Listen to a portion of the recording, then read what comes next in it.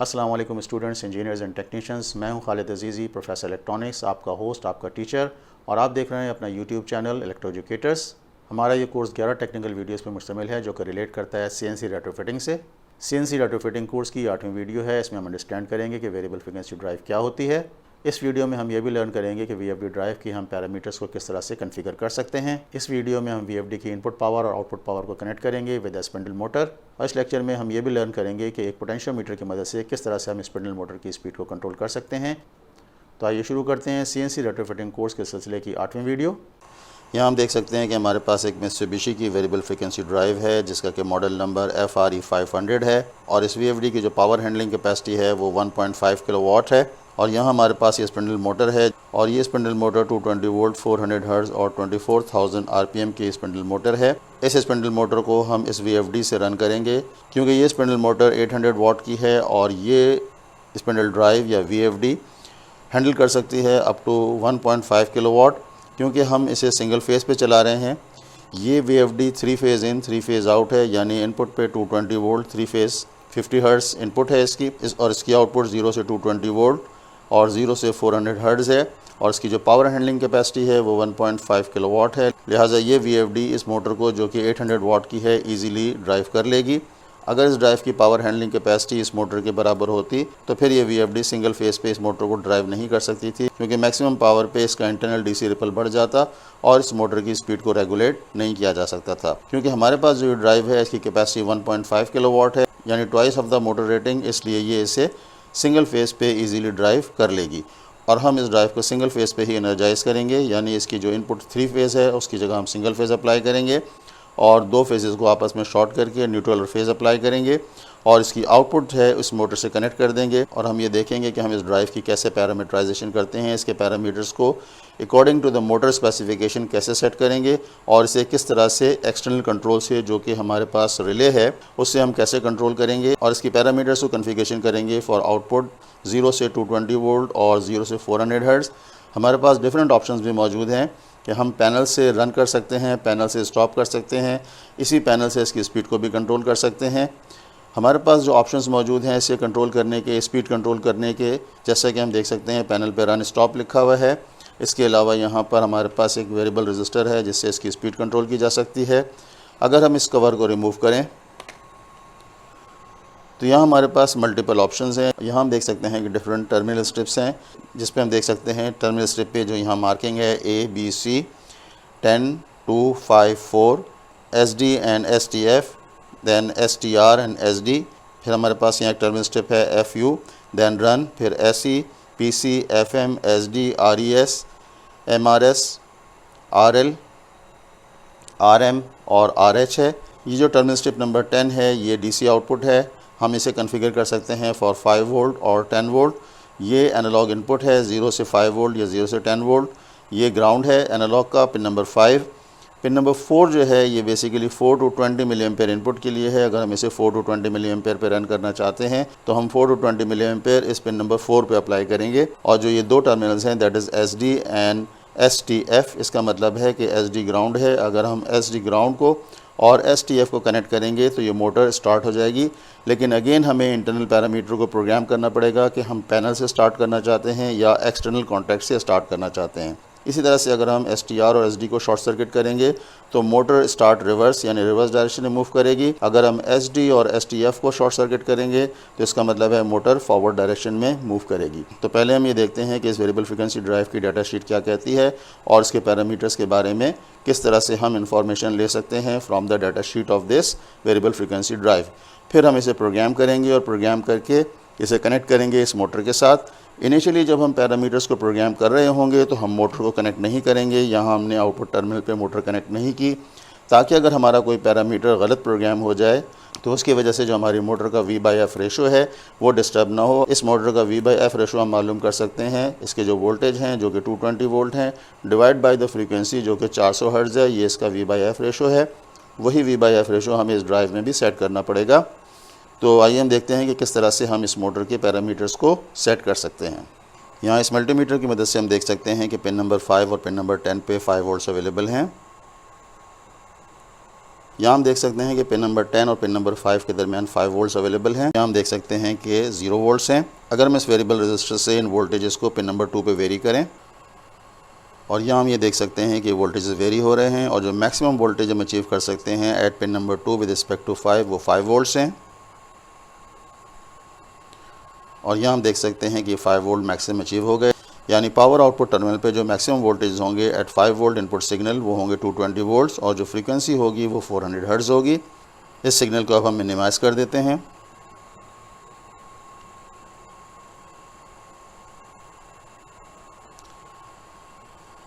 ये हमारे पास एक कंट्रोल स्विच है। जब हम इस कंट्रोल स्विच को ऑन करेंगे यानी दो जो ये सिग्नल हैं जो कि SD और STF हैं इनको शॉर्ट सर्किट करेंगे तो यहाँ पर हमारे पास एक रन की इंडिकेशन अपीयर हो जाएगी।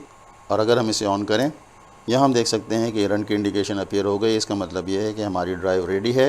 अब अगर हम वेरिएबल रजिस्टर से इनपुट सिग्नल को चेंज करेंगे तो आउटपुट फ्रीक्वेंसी चेंज होगी। और अब हम एक्सटर्नल वेरिएबल रजिस्टर से इस सिग्नल को चेंज करेंगे 0 से 5 वोल्ट।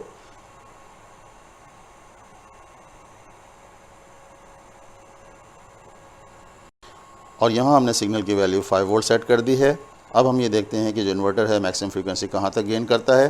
क्योंकि इसमें हमने सेट किया हुआ है इसका एक्सेलरेशन टाइम, लिहाजा उसी टाइम से ये इस फ्रीक्वेंसी को इंक्रीज़ कर रहा है। और हम यहाँ देख सकते हैं कि मैक्सिमम फ्रीक्वेंसी हमारे पास 400 हर्ट्ज़ अवेलेबल हो गई। अब अगर हम इस सिग्नल को डिक्रीज़ करेंगे तो जो हमने डी एक्सेलरेशन टाइम सेट किया है उस टाइम से ये डिक्रीज़ होगी फ्रीक्वेंसी और 0 तक अप्रोच करेगी।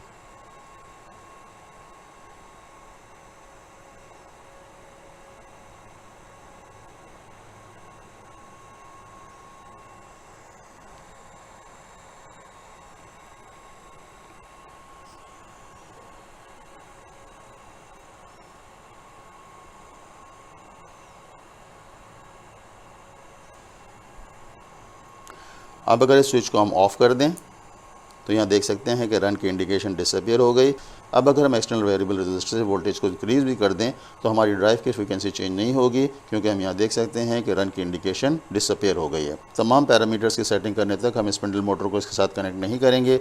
जब हम तमाम पैरामीटर्स की programming properly according to the motor कर लेंगे तब हम स्पिंडल मोटर को इस VFD से कनेक्ट करेंगे। यहाँ हम देख सकते हैं मित्सुबिशी इलेक्ट्रिक का ट्रांसट्राइज्ड इन्वर्टर इंस्ट्रक्शन मैनुअल। इसका मॉडल FRE 500 है और यहाँ पर इसकी डिफरेंट रेंजेस अवेलेबल हैं। इसमें हम यहाँ देख सकते हैं कि पहला मॉडल FRE 520 है जो कि 0.1 किलोवाट से 7.5 किलोवाट तक अवेलेबल है। सेकंड मॉडल में FRE 540 है जो कि 0.4 किलोवाट से 7.5 किलोवाट तक अवेलेबल है। और FRE 510W 0.1 किलोवाट से 0.75 किलोवाट तक अवेलेबल है। हमारे पास जो मित्सुबिशी का VFD ड्राइव का मॉडल है वो है FRE 500 जो कि 1.5 किलोवाट का है। इन तमाम मॉडल्स की प्रोग्रामिंग इंस्ट्रक्शन सेम हैं, पैरामीटर्स सेम है, सिर्फ पावर डिफरेंट है। तो हम ये देखते हैं कि इसकी इंस्ट्रक्शंस क्या हैं और किस तरह से हम इसे प्रोग्राम कर सकते हैं। यहाँ हम देख सकते हैं 3 टर्मिनल्स RST या L1, L2, L3। ये 3 टर्मिनल्स 220 वोल्ट इनपुट के लिए हैं जिस पे हम 220 वोल्ट 3 फेज़ अप्लाई कर सकते हैं। लेकिन क्योंकि हम सिंगल फेज़ यूज़ कर रहे हैं लिहाजा हम S और T टर्मिनल को शॉर्ट कर देंगे और R और S टर्मिनल के अक्रॉस 220 वोल्ट अप्लाई करेंगे, यानी 220 फेज़ एंड न्यूट्रल। और यहाँ हम देख सकते हैं 3 टर्मिनल्स जो कि UVW हैं जिस पे कि मोटर कनेक्ट होगी। और यहाँ हमारे पास different control signal terminals available हैं जिसमें STF forward rotation start, STR reverse rotation start. और यहाँ हम देख सकते हैं कि 3 मल्टी स्पीड सिलेक्शन के कनेक्शन हैं जिसमें RH high, RM middle, RL low. और यहाँ हम देख सकते हैं कि MRS कंट्रोल सिग्नल है जो कि आउटपुट स्टॉप के लिए है, यानी इमरजेंसी स्टॉप के लिए। उसके बाद RES का सिग्नल है जो कि रीसेट का सिग्नल है। उसके बाद हम यहाँ देख सकते हैं SD टर्मिनल जो कि कॉन्टैक्ट इनपुट कॉमन है। इसी तरह से SD सिग्नल यहाँ पर भी अवेलेबल है जो कि FM के लिए है, फ्रीक्वेंसी मीटर के लिए। और यहाँ पर ये लिखा है moving coil type 1 milli ampere full scale deflection. इसका मतलब ये है कि अगर हम यहाँ पर 1 milli ampere full scale deflection का एक एनालॉग मीटर कनेक्ट कर दें तो मैक्सिमम फ्रीक्वेंसी पे ये मैक्सिमम डिफ्लेक्शन शो करेगा और हम इसे कैलिब्रेट कर सकते हैं अकॉर्डिंग टू आउटपुट फ्रीक्वेंसी। और यहाँ हम देख सकते हैं 3 connection, pin number 10, pin number 2 and pin number 5। Pin number 10 पे +5 वोल्ट या 10 वोल्ट आउट कर सकते हैं अकॉर्डिंग टू द पैरामीटर जो कि हम सेट कर सकते हैं। पिन नंबर 2 पे हम यहाँ देख सकते हैं 0 to 5 वोल्ट DC सिलेक्टेड और 0 to 10 वोल्ट DC सिलेक्टेड। यहाँ पर हम ये देख सकते हैं कि पिन नंबर 5 एनालॉग कमांड का कॉमन है जिससे हम वेरिएबल रजिस्टर का एक एंड कनेक्ट कर सकते हैं या हम एक्सटर्नल सिग्नल का ग्राउंड इससे कनेक्ट कर सकते हैं। Pin number 4 to 20 milli ampere का एनालॉग इनपुट सिग्नल है स्पीड कंट्रोल करने के लिए। इस पर हम 4 to 20 milli ampere signal apply कर सकते हैं depending upon the internal parameter of the drive. इसी तरह से यहाँ पर एक और ऑप्शन है PU कनेक्टर RS485। इसका मतलब ये है कि हम इस ड्राइव को ओवर RS485 मॉडबस पे कम्युनिकेट करके भी कंट्रोल कर सकते हैं। तो हम देखते हैं कि हमें कौन कौन से पैरामीटर्स रिक्वायर्ड हैं इस VFD को प्रोग्राम करने के लिए। अब हम देखेंगे पैरामीटर 77 को, और यहाँ हम देख सकते हैं ये पैरामीटर 77 है, पैरामीटर राइट डिसेबल सिलेक्शन। और यहाँ हम देख सकते हैं कि अगर पैरामीटर 77 की वैल्यू 0 हो तो जिसका फंक्शन एग्जीक्यूट होगा वो होगा पैरामीटर वैल्यूज़ में only be return during a stop mode in the PU operation mode. यानी अगर हम कंट्रोल कर रहे हैं इस ड्राइव को ओवर मॉडबस तो हम पैरामीटर 77 की वैल्यू को 0 सेट करेंगे। अगर पैरामीटर 77 की वैल्यू 1 है तो ये राइट डिसेबल है, इसका मतलब है हम कोई भी पैरामीटर राइट नहीं कर सकते। अगर पैरामीटर 77 की वैल्यू 2 है तो इसका मतलब ये है कि राइट इनेबल। इस सूरत में हम अपनी ड्राइव को प्रोग्राम कर सकते हैं और पैरामीटर मॉडिफाई कर सकते हैं। तो सबसे पहले हम पैरामीटर 77 की वैल्यू को 2 पे सेट करेंगे ताकि हम किसी भी पैरामीटर को मॉडिफाई कर सकें। यहाँ हम देख सकते हैं कि मोड स्विच है, अगर हम इस मोड को प्रेस करें ये पैरामीटर्स आ गए। अब इसे हम इंक्रीज़ करते हैं।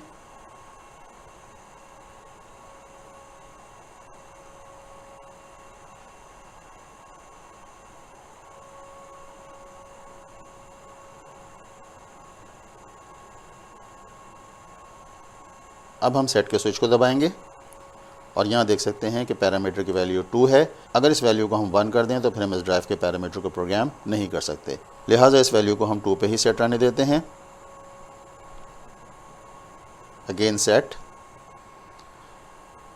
अब हम देखते हैं कि बाकी पैरामीटर्स क्या हैं और किस तरह से हम उन्हें सेट कर सकते हैं। यहाँ पर हमने इस ड्राइव के डिफरेंट पैरामीटर्स को लिस्ट डाउन कर लिया है, जिसमें पैरामीटर 77 को हम देख चुके हैं कि अगर ये 0 है तो राइट डिसेबल है, अगर ये 2 है तो राइट इनेबल है। इसी तरह से parameter 1 maximum frequency, parameter 2 minimum frequency, parameter 3 base frequency जो कि मोटर पे लिखी हुई हो, पैरामीटर 13 स्टार्टिंग फ्रीक्वेंसी क्या है, पैरामीटर 38 फ्रीक्वेंसी एट 5 वोल्ट यानी जो मैक्सिमम एनालॉग सिग्नल है उस पर हमारी फ्रीक्वेंसी क्या होगी वो सेट करनी पड़ेगी हमें यहाँ। Parameter 55 frequency monitoring reference, parameter high speed maximum frequency, parameter 18 पे जो भी मैक्सिमम फ्रीक्वेंसी हम सेट करेंगे वो ऑटोमेटिकली पैरामीटर 1 पे सेट हो जाएगी। से फॉर एग्जांपल पैरामीटर 18 पे अगर हम यहाँ मैक्सिमम फ्रीक्वेंसी 50 सेट कर दें तो पैरामीटर 1 में हम मैक्सिमम फ्रीक्वेंसी 400 हर्ट्ज सेट नहीं कर सकते। तो पहले हमें पैरामीटर 18 को प्रोग्राम करना पड़ेगा और इस पैरामीटर में मैक्सिमम फ्रीक्वेंसी 400 देंगे क्योंकि हमारी मोटर की फ्रीक्वेंसी 400 हर्ट्ज है। उसके बाद हम पैरामीटर 1 को प्रोग्राम करेंगे और उसके बाद हम यहाँ मैक्सिमम फ्रीक्वेंसी राइट कर सकेंगे वो फ्रीक्वेंसी जो कि हमने पैरामीटर 18 में एंटर की हो।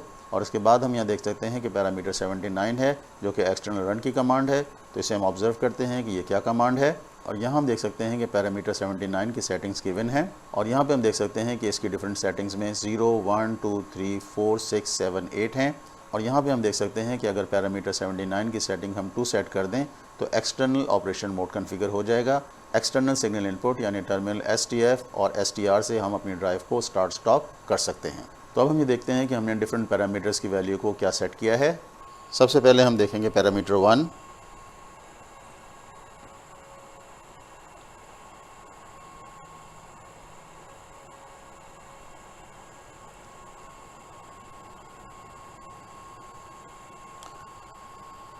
सेट।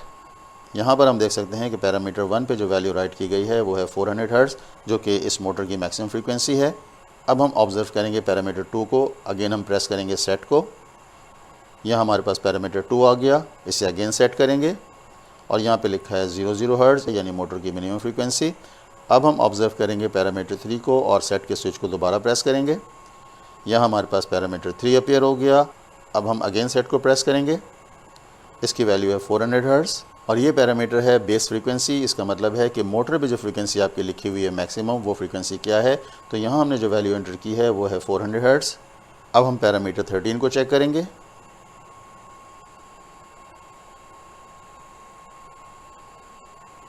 सेट। यहाँ पर जो वैल्यू एंटर की गई है वो है 0.5 हर्ट्ज। इसका मतलब ये है कि स्टार्टिंग फ्रीक्वेंसी क्या होगी। ये पैरामीटर स्टार्टिंग फ्रीक्वेंसी से रिलेट करता है और जो वैल्यू हमने यहाँ एंटर की है वो है 0.5 हर्ट्ज यानी जब मोटर स्टार्ट हो तो उसकी फ्रीक्वेंसी 0.5 हर्ट्ज हो। अगेन हम प्रेस करेंगे सेट को। अब हम ऑब्जर्व करेंगे पैरामीटर 38 को।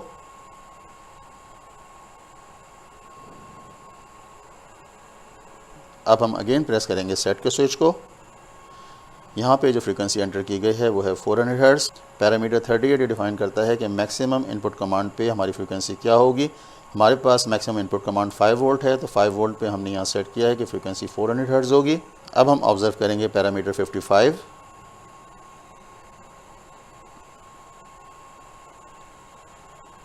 सेट, और यहाँ पर हम देख सकते हैं कि हमने जो फ्रीक्वेंसी सेट की है वो है 400 हर्ट्ज़, जो कि फ्रीक्वेंसी मॉनिटरिंग रेफरेंस है।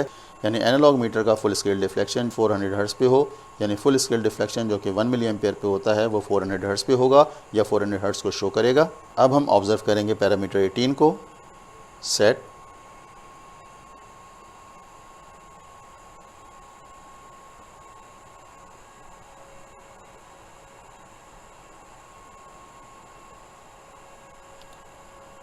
अब हम प्रेस करेंगे सेट, और यहाँ पर हम देख सकते हैं हमने जो वैल्यू एंटर की है वो है 400 हर्ट्ज़, और पैरामीटर 18 ये डिफाइन करता है कि हमारे मोटर की मैक्सिमम फ्रीक्वेंसी क्या है, लिहाजा हमने जो वैल्यू सेट की है वो है 400 हर्ट्ज़। तो इस तरह से हम किसी भी ड्राइव को अकॉर्डिंग टू मैनुअल प्रोग्राम कर सकते हैं, उसे कन्फिगर कर सकते हैं अकॉर्डिंग टू द मोटर, जो कि मोटर हम यूज़ कर रहे हैं। यहाँ पर जो स्पिंडल मोटर हम यूज़ कर रहे हैं वो 220 वोल्ट 400 हर्ट्ज़ और 800 वाट की है। लिहाजा तमाम पैरामीटर्स को हमने अकॉर्डिंग टू मोटर सेट किया है इसके यूज़र मैनुअल की मदद से। अब हम इस मोटर को इंटीग्रेट करेंगे अपनी ऑटोमेशन के साथ, और हम ये देखेंगे कि हम किस तरह से मैक 3 मिल सॉफ्टवेयर की मदद से स्पिंडल मोटर को रन करते हैं, ड्राइव करते हैं। जैसा कि हमने ड्राइव के पैरामीटर को according to the motor tune कर लिया है, अब हम मोटर को कनेक्ट करेंगे इस ड्राइव के साथ और रन करके देखेंगे क्या हमारे पास मैनुअल कमांड से मोटर प्रॉपर रन हो रही है या नहीं। इसके लिए हम ड्राइव को पहले ऑफ करेंगे,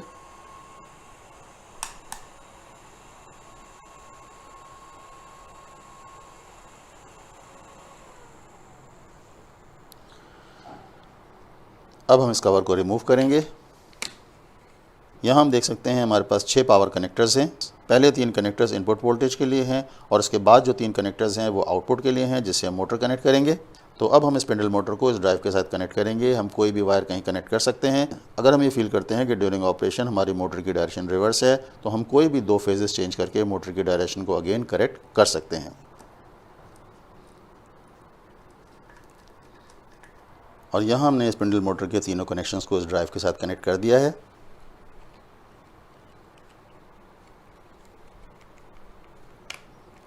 अब हम ये इंश्योर करेंगे कि एनालॉग इनपुट कमांड 0 हो। तो ये हम देख सकते हैं कि हमारा variable resistor counter clockwise maximum है, लिहाजा इनपुट वोल्टेज 0 हैं। अब हम इस ड्राइव को ऑन करते हैं। मोटर को रन करने से पहले हम ये इंश्योर करेंगे कि पिन नंबर 2 पे वोल्टेज 0 हैं। यहाँ हम देख सकते हैं कि पिन नंबर 2 जो कि इनपुट वोल्टेज कमांड है, इस पर वोल्टेज 0 है। पिन नंबर 10 पे वोल्टेज 5 हैं। अब हम मोटर को रन करेंगे यूजिंग इनेबल स्विच। ये हमारे पास इनेबल स्विच है, इसे हम ऑन करेंगे। यहाँ हम देख सकते हैं कि ड्राइव रन कंडीशन में आ गई। अब हम एनालॉग इनपुट कमांड की मदद से इस मोटर के आरपीएम को इंक्रीज़ करेंगे। यहाँ हमारे पास एक वेरिएबल रजिस्टर है जिसकी मदद से हम इस मोटर के आरपीएम को इंक्रीज़ करेंगे।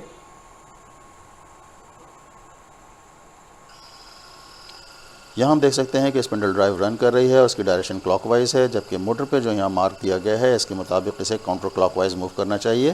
तो हम ये देखेंगे कि हम इसकी डायरेक्शन को कैसे रिवर्स कर सकते हैं। अगर हम कमांड को मज़ीद इंक्रीज़ करें, यहाँ हमने देखा कि हमारी मोटर की फ्रीक्वेंसी 52 हर्ट्ज़ हो गई और आरपीएम इंक्रीज़ हो गए।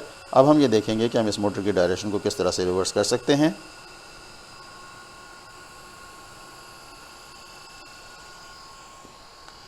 अब हम इस स्विच की मदद से इसे डिसेबल करेंगे, पावर को ऑफ करेंगे।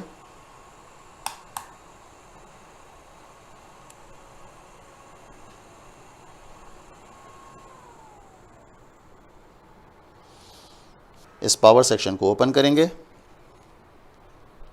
और इन 2 फेजेस को हम इंटरचेंज कर देंगे।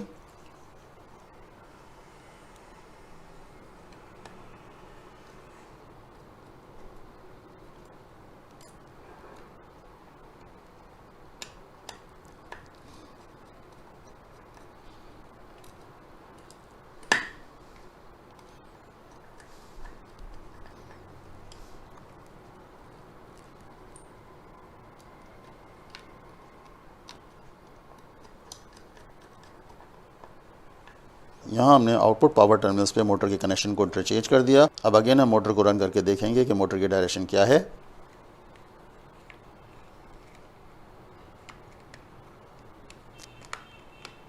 अब हम ड्राइव को ऑन करते हैं। एनालॉग कमांड मिनिमम है। एक्सटर्नल रन स्विच को इनेबल करते हैं। अब एनालॉग इनपुट कमांड को इंक्रीज़ करते हैं।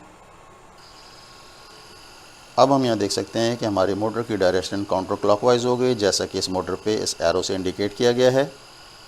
अब हम मोटर की स्पीड को मज़ीद इंक्रीज़ करते हैं।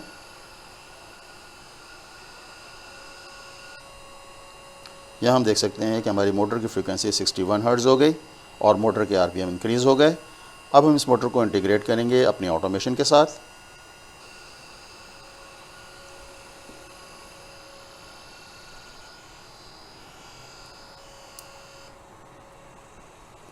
अब हम मोटर की पावर को ऑफ़ करेंगे।